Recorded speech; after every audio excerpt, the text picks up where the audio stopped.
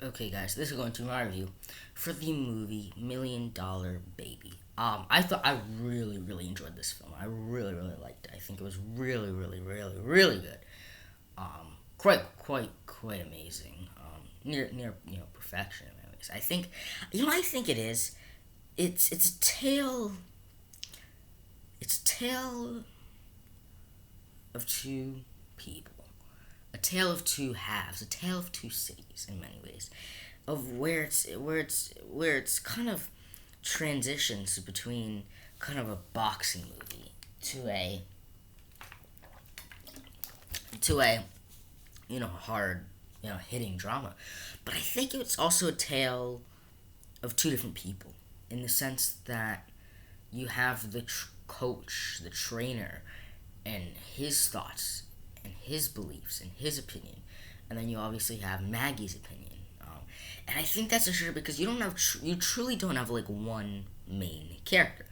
You kind of have two different sides, two different people, two different people from who have two completely different point of views, and you have this kind of neutral position in Morgan Freeman in the movie. And I think he brings an interesting neutrality to the movie. And I think what makes this film so interesting is the character of Maggie, and I think particular how she's able to be such a great. I guess the idea would be for like girls and stuff, women and stuff. I think the role model of a role model for them even more than like a Wonder Woman or a Black Widow. And I think I say that because I think she's kind of crafted in this movie as kind of like a sweet, you know, you know, girl who's also fierce. Like having like this female boxer who's also very nice and likable and kind without being naive, but also fierce as that she's a great boxer.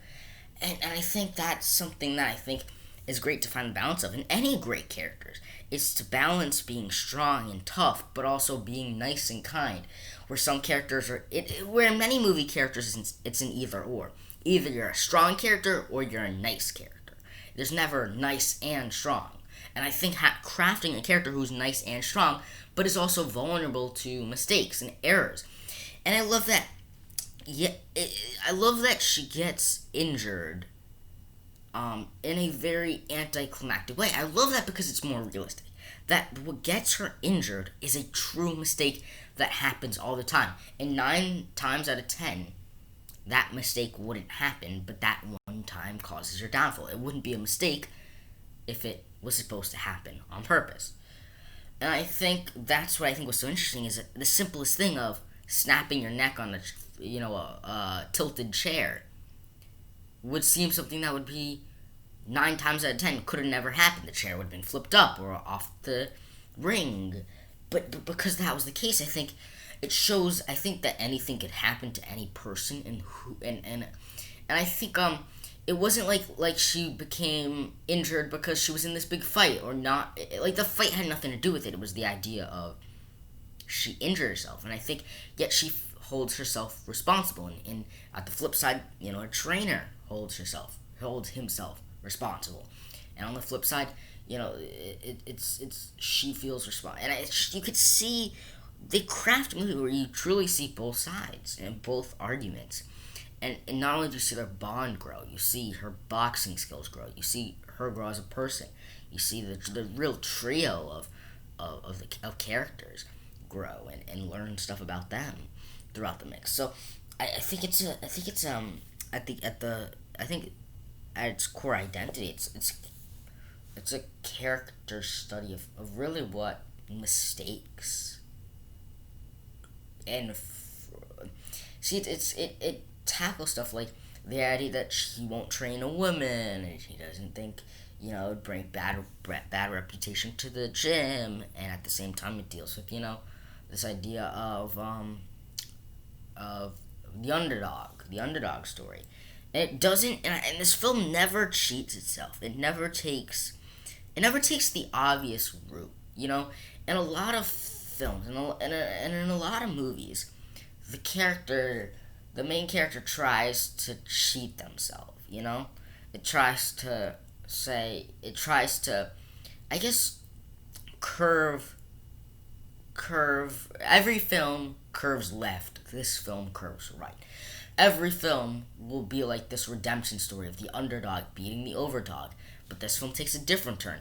And the last 30 minutes were just so great and so like tense. Like it's sad and depressing, but without getting over depressing.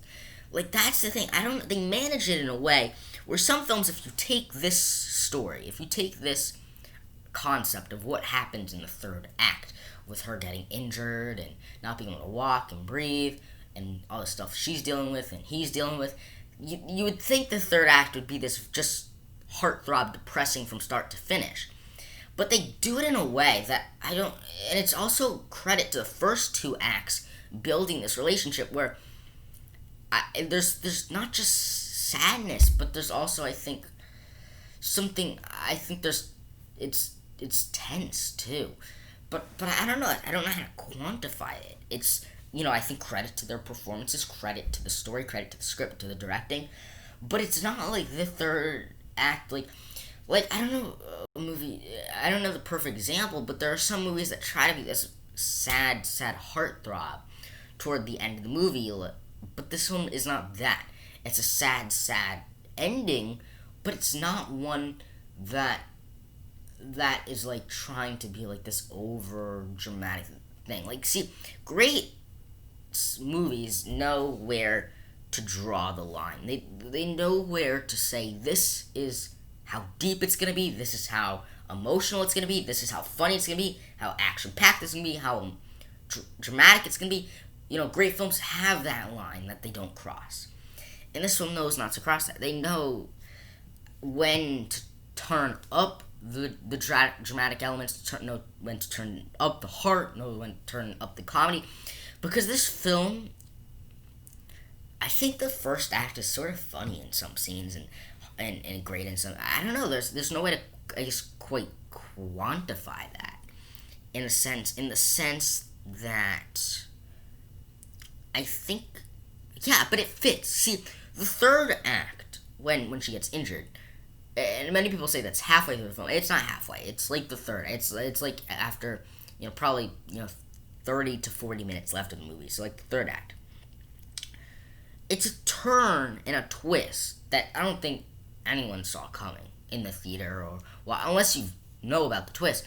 I don't think you could have ever saw that coming. Like, when I'm thinking about this movie, I'm going into it. I'm thinking about this, friend. Like, I understand the trainer and the trainer and the student, the master and the apprentice, the bucks and the story, the depth, the characters, the performances. But you don't think what happens at the end would ever be that. If you told me, if you predicted what was going to happen way back in 2004. Let's go back to 2004 when this movie came out. If someone would have predicted exactly what happened, she's going to get injured, not be able to walk, and get her leg removed, and then, ask the trainer to kill her, you would never have thought that would be the ending, but it was. But it fit because it fit by what was already established. It fit by explaining this relationship, by establishing this relationship, so their reactions seem fit. See, when they first learn about Robbie is not the nicest guy. Robbie is not the meanest guy either. He's right in the middle between being mean and nice. And that sets up great for the ending where he can do the nice thing. But what is the nice thing? He could do the mean thing, but what is the mean thing? Because would the mean thing be giving in to her demands of killing her? Would the good thing not kill her? See, I think that's part of the struggle, and I think this film is great in the sense where you don't know if he's going to kill her to the very end. Some films will make it obvious what's going to happen based on the characters they established. But they did such a great job of establishing Robbie as a character that you don't know in the moment. You don't know what he's going to do. Do I think he did the right choice? I don't know. Because you also have to understand, boxing was life for her. Running was life for her. Being active was life for her. She can't do any of that for the time being. and plus she'd already tried to kill herself. Plus this could have been forever, and so. Plus, they were so close, so tight together that it would probably been hard for him. See, that's the thing. That's another thing they did great is they established that no answer is right and no answer is wrong in the ending, because he could have, killed her, but would that leave him with guilt that he killed her, or would it be the other way around? If he didn't kill her, would he live with the guilt that she would have to live like this and try? I don't know. So it's interesting, and the first two acts were great. It was just great. The boxing scenes were great. The characters were great. Obviously, the Oscar-winning performances throughout, and the Oscar-winning film overall. Yeah. So I really enjoyed it. Probably could talk about this movie longer than I did, but I really liked it, and it's currently my favorite movie that I have watched in 2021. And you might be thinking, well, how many movies can you watch in 2021? So far, I've watched 37. Anyway, stay tuned for more videos coming right at you.